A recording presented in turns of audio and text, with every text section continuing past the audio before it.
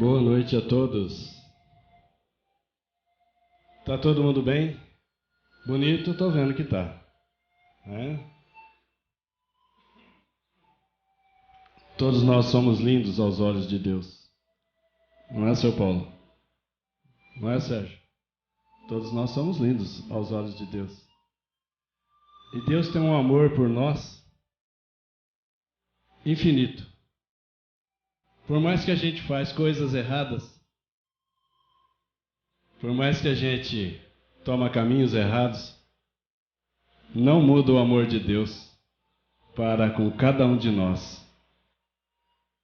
É maravilhoso o amor de Deus. Esse assunto do Evangelho, muitos são os chamados e poucos os escolhidos. Esse assunto está na Bíblia, né? Eu gosto de mostrar onde está lá, no capítulo 7 de Mateus. E está também no Evangelho segundo o Espiritismo, aqui no capítulo 18. O capítulo tem esse nome mesmo. Muitos os chamados e poucos os escolhidos. Nós vamos ver esse item agora. Nem todos que dizem Senhor, Senhor, entrarão no reino dos céus. Nós sabemos que, por mais que a gente faz errado, não muda o amor de Deus com cada um de nós. Nós sempre achamos que nós estamos buscando Deus. Nós estamos procurando Deus. Alguns não procuram, estão em dormência. Outros procuram com má vontade. Outros já têm uma média vontade. Outros buscam Deus com boa vontade. Mas nós nos esquecemos que Deus busca cada um de nós com extrema, infinita boa vontade. Sim. E eu achei muito interessante, porque essa obra foi escrita por um judeu, religião do judaísmo, Abraham Joshua Heschel. Ele escreveu, ele é um filósofo, escritor judeu. Ele escreveu Deus em busca do homem. É uma maravilha de obra. Até o Papa disse, na época, por que nós, os cristãos, não escrevemos uma obra maravilhosa dessa? Porque é maravilhosa. Mostrando o esforço infinito de Deus para buscar cada um de nós para sermos felizes. E a gente teimando em não ser feliz. E justamente o assunto, não é? Muitos são chamados, todos somos chamados, poucos estamos aprovados, poucos são os escolhidos. Por isso, poucos são os escolhidos. E esse item, nem todos aqueles que dizem Senhor, Senhor, entrarão no reino dos céus. Jesus conversava com a multidão, e quando Jesus falava, explicava como é o reino dos céus e como se deve proceder para entrar no reino dos céus, alguém perguntou assim: Senhor, são poucos os que se salvam? Essa é a pergunta que a gente poderia fazer agora. São poucos os que se salvam? Aí Jesus então respondeu: Fazei esforços para entrardes pela porta estreita, pois vos asseguro que muitos procurarão por ela entrar. A porta estreita é a porta que busca as virtudes, a porta em que a gente abandona os erros, corrige os defeitos. Essa é a porta que nos leva ao reino dos céus, ao reino de Deus. Então, Jesus diz que é para a gente se esforçar para entrar por essa porta, na busca das virtudes, porque muitos tentarão entrar e não poderão. E quando o pai de família tiver entrado e tiver fechado a porta, e que estando do lado de fora, nós estando do lado de fora, começardes a bater à porta dizendo: Senhor, abre-nos, abre a porta para nós, o Senhor vos responderá: Eu não sei de onde sois.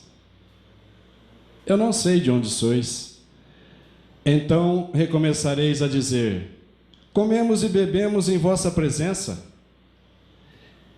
e ensinastes em nossas praças públicas. E o Senhor vos responderá: não sei de onde sois. Afastai-vos de mim, vós todos que cometeis iniquidades, maldades, crueldades. E então haverá choros e ranger de dentes, quando virdes que Abraão, Isaque, Jacó e todos os profetas estarão no reino de Deus, e que vós outros ficareis excluídos. Virão do leste, do oeste, do norte, do sul, muitos que terão lugar na festa do reino de Deus. Então aqueles que forem os últimos serão os primeiros, e os que forem os primeiros serão os últimos. O que a gente entende por isso?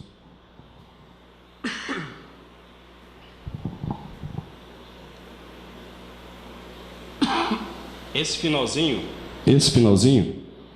quando ele diz que os últimos da terra, aqueles que muitas vezes são desprezados, são explorados, aqueles que são na terra tidos como insignificantes, os humildes, esses são os primeiros no reino dos céus.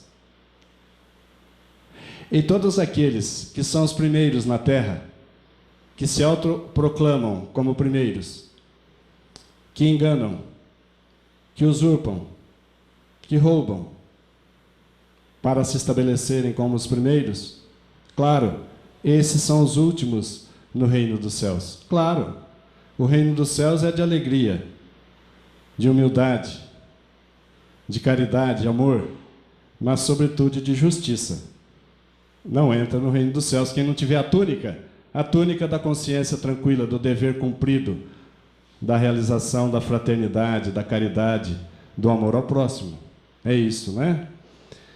Então veja, nem todos aqueles que dizem Senhor, Senhor, entrarão no reino dos céus. Mas apenas entrará aqueles que fazem a vontade de meu Pai que está nos céus. E qual é a vontade do nosso Pai que está nos céus? Que a gente seja fraterno, que a gente seja tolerante, pacientes uns com os outros, que a gente seja indulgente uns com os outros. Indulgência, não ser exigente com os defeitos, não ser exigente com as faltas, não ser exigente com os vícios dos outros. Isso é fazer a vontade de Deus. Amar a Deus sobre todas as coisas, também amar ao próximo como a si mesmo. Perdoar. Então veja, não adianta nada a gente ter o culto exterior, ter a aparência da bondade, mas não sermos bons. Então não adianta a gente tentar fazer a aparência e dizer Senhor, Senhor. Não entra no reino dos céus. Porque não se entra no reino dos céus com aparências, mas com a reforma interior, com a sinceridade de intenções, de sentimentos. É isso. Muitos me dirão, Senhor, Senhor, não profetizamos em vosso nome? Não expulsamos os demônios em vosso nome? E não fizemos diversos milagres em vosso nome? Aqueles que, por exemplo, estando na religião, A, B, C, D, não importa qual seja, têm tido a aparência da bondade, têm expulsado demônios,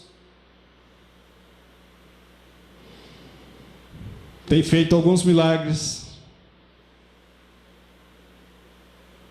e então lhes direi em voz alta: afastai-vos de mim, vós que cometeis atos de iniquidade, de maldade, de crueldade, de egoísmo, de orgulho. É isso. Não é da aparência, não é com a aparência que nós vamos conquistar o reino dos céus. Com a aparência, a gente até convence os seres humanos, mas não ilude a Deus. Por isso a reforma interior de cada um de nós, ela é muito séria.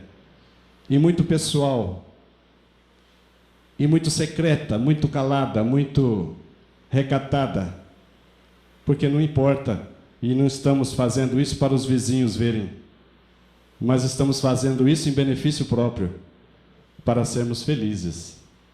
Então não precisa alguém ficar nos fiscalizando, não precisa alguém ficar anotando os erros e os acertos nossos. Não, porque a nossa consciência nos acusa, a nossa consciência nos orienta. A lei de Deus está escrita em nossas consciências. Percebe? E a gente perguntaria, são discípulos de Jesus? São cristãos? Aqueles que passam o dia orando e não melhoram o tratamento com os seus irmãos? Não são mais fraternos? Não são mais tolerantes? São cristãos esses que oram dia e noite, mas não têm bondade, não têm paciência, não perdoam, não têm a misericórdia? Não são cristãos, né? São como os fariseus. Os fariseus, doutores da lei, os sacerdotes, os levitas, tinha a prece apenas nos lábios, mas a prece não tocava-lhes os corações. Isso não resolve. Isso não resolve. Não entra no reino dos céus com isso. Não adianta o culto exterior. Não adianta orar de joelho. Não é o número de palavras que convence a Deus. Não é isso que vai nos fazer com que nós sejamos aceitos, adentremos ao reino dos céus ou não. Não é a quantidade de palavras, não é o fato de orar ajoelhados ou sentados ou deitados. O culto exterior não conta. O que conta é as ações, as palavras e os pensamentos bons, principalmente as ações. O que adianta chamar Jesus de mestre, Senhor, se a gente não muda o comportamento para sermos mais humanos, para sermos mais caridosos, para sermos mais humildes? Percebe a diferença? Se a gente fala uma coisa da bondade, mas aí fora a gente faz a maldade, as nossas ações desmentem as nossas palavras. Quando isso acontece, nós somos hipócritas. Hipócritas. É isso que Jesus chama a atenção nesse detalhe. Né? Aqui, por exemplo, Senhor, Senhor. E aí, o que vocês me dizem? Ele entra no reino dos céus? Mas como é que vocês sabem? Você já conhece essa imagem? Por enquanto não dá para saber, né? Só tem aparência de um cordeiro com uma auréola de santo. Agora sim dá para saber que ele não entra no reino dos céus, porque é um lobo em pele de ovelha. É aquele que diz: Senhor, Senhor, nós te respeitamos, nós te amamos, mas sai ali fora chutando cachorro, chutando gato, que não são pulguentos, são animais maravilhosos. Eu costumo falar do gato ali pensando sempre num ser humano, né? É isso. Então, não adianta a aparência, não entra no reino dos céus. Jesus deu a gente uma ferramenta muito importante, muito hábil, muito adequada para nos avaliarmos. Pelo fruto se conhece a árvore. O cristão é conhecido pelas suas obras. O fruto da bondade, o fruto da tolerância, da paciência. Então a árvore é boa. Pelo fruto se conhece a árvore, porque a árvore boa não pode dar maus frutos, nem a árvore má dar bons frutos. Não é assim que funciona, né?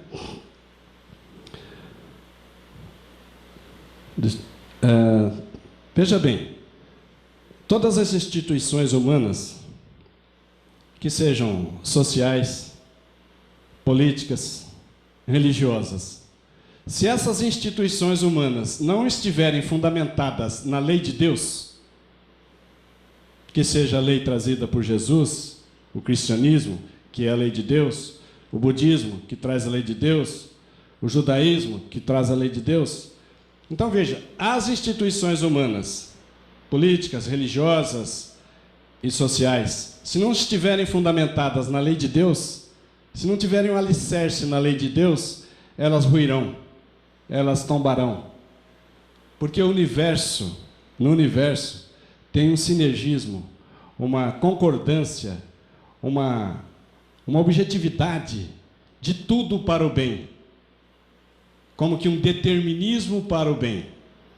Tudo o que estiver fora desse determinismo para o bem está fadado ao insucesso, está fadado à falência, à derrocada. Então, as instituições humanas que estiverem fundamentadas no cristianismo, por exemplo, essas prevalecerão. As que estiverem fundamentadas, que sejam instituições sociais, que sejam instituições religiosas, estiverem fundamentadas no cristianismo, elas prevalecerão, elas se perpetuarão. Isso nos faz lembrar, como a parábola que Jesus disse, aquele que ouve as minhas palavras e a coloca em prática, faz lembrar o homem sensato, que construiu a casa sobre a rocha, e vieram as chuvas, e os rios encheram, e os rios transbordaram, e os ventos se bateram sobre a casa, e ela resistiu, porque a casa foi construída, alicerçada sobre a rocha. E aqueles que ouvem as palavras de Jesus e não as colocam em prática, é comparável ao homem imprudente que construiu a casa sobre areia, e vieram as chuvas, e os rios se encheram e transbordaram, e vieram os ventos, e abateram sobre essa casa, e essa casa construída na areia caiu, e grande foi a sua ruína. Jesus dá essa comparação. Então, se nós ouvimos as palavras de Jesus e não tomamos providências, se não aproveitamos para nós, cada um em particular, somos aqueles que construíram a casa sobre a areia. Não tem alicerce na fé, não tem reforma interior para resistir às mudanças, ao vento das transformações. E o rio da evolução nos derrubará. E isso é muito importante que a gente tome essas providências, né? Para evitar cair. A gente lembra que a força bruta, lá no passado, foi muito útil para nós. Nós vivemos na força bruta. Nós fizemos a seleção das espécies. As pessoas mais fortes sobreviveram. A força bruta é que mandava. Depois a força bruta foi uma fase superada. Não tinha mais nada para nos dar. E veio a inteligência. E da inteligência, o mau uso, a astúcia. E a astúcia, então, vence a força bruta. E a gente compara um anão com uma arma de fogo que vence o gigante, que tem muita força bruta. Então, a fase da força bruta já passou. Veio a fase da astúcia, que é a aplicação da inteligência de forma errada. Essas duas fases já deram tudo o que tinha que dar para a nossa caminhada evolutiva. Não é imoral, é amoral. Nós passamos por essas fases, foram necessárias. Nós estamos numa fase nova atualmente. A força bruta não tem mais nada para nos dar. A astúcia também não tem mais nada para nos dar. Basta observar aqueles que usaram de astúcia e subiram tanto e agora estão em queda, principalmente no Brasil, mais perto de nós, no meio político e etc. Então a astúcia não tem nada mais para nos dar na caminhada evolutiva. e nos torna sempre infelizes. Não nos dá felicidade. Só tem uma porta aberta para nós sermos felizes. Só tem uma porta aberta agora para nós na caminhada evolutiva, que é o amor. Sim, o amor é a maior potência, o amor é a maior força do universo. Basta lembrar que o mais poderoso do universo é Deus todo amoroso. E a gente tem uma dificuldade danada em compreender isso. Compreenderem que o nosso poder e a nossa força está na humildade, na caridade e no amor. Nós temos dificuldade, eu tenho também. Mas é a única porta aberta para a nossa caminhada evolutiva, para sermos felizes. E todos queremos ser felizes. E todos temos o direito de sermos felizes. Todos fomos criados para sermos felizes. Deus criou o bem, Deus criou o amor, Deus criou a felicidade. O ser humano, colocando mais acreditando mais em si do que em Deus, é que gera o mal, é que gera a infelicidade. Mas toda vez que a criatura se arrepende e se alinha com a lei de Deus, ela volta a ser feliz. Então eu queria dizer para vocês que realmente todos somos chamados, muitos são os chamados, poucos são os escolhidos, mas nós, graças a Deus, nós no Espiritismo temos uma grande vantagem. O Espiritismo vem multiplicar o número de chamados. Pela fé que proporciona, multiplicará também o número de escolhidos, o número de aprovados. Porque através do Espiritismo nós nos conscientizamos de que fora da caridade não há aprendizado no bem. No Espiritismo a gente se convence, e isso eu estou também em fase de convencimento, de que fora da caridade não há evolução, fora da caridade não há aprovados, logo fora da caridade não há escolhidos. E para rimar, e é uma grande verdade, fora da caridade não há felicidade. Fora da caridade não há felicidade. Olha que interessante. Quem gostaria de ser discípulo de Jesus? Nós estamos vendo, Senhor, Senhor, eu quero entrar no reino dos céus. Todos nós queremos entrar no reino dos céus. Todos aqueles que praticam a caridade são discípulos de Jesus. Todos aqueles que praticam a caridade são discípulos de Jesus, não importa a religião, não importa a seita, não importa a filosofia a que pertençam. Está no Evangelho segundo o Espiritismo, no capítulo 15, uma mensagem do apóstolo Paulo. Item 10, está aí, ó. E Jesus disse mais. Jesus disse assim, olha, quando fizestes a caridade para um dos meus irmãos necessitados, quando a gente fizer caridade para um desses necessitados, pequeninos, Jesus disse, foi para mim que fizestes.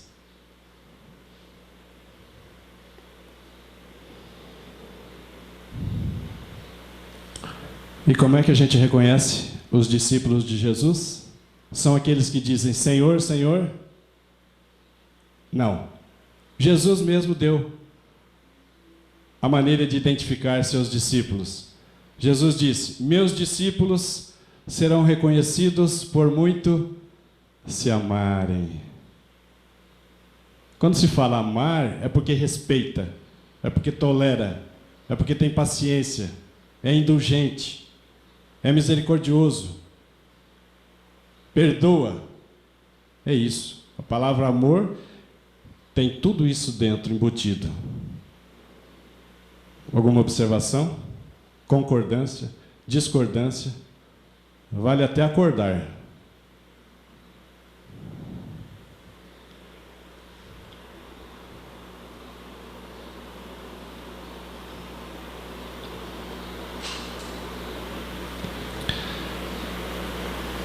Quando a gente percebe que o esforço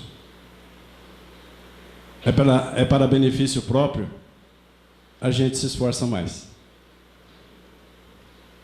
Quando a gente percebe que fazer a caridade vai nos alavancar na escalada evolutiva, a gente inicia a prática da caridade. É normal. A gente busca uma melhoria na prática da caridade. Mas à medida em que a gente exercita isso, aqueles espíritos mais adiantados descrevem que eles já faziam a caridade e fazem a caridade pela alegria, pela felicidade de servir. Não aguardam mais nada em troca. Então a gente inicia fazendo a caridade porque somos beneficiados, nos tornaremos felizes. Depois a gente vai fazer a caridade pela alegria, pela felicidade de servir. Vai ser um nível muito bom, não é? Porque a gente não vai mais se ofender com nada, não vai se melindrar com mais nada. A gente vai inclusive vamos conseguir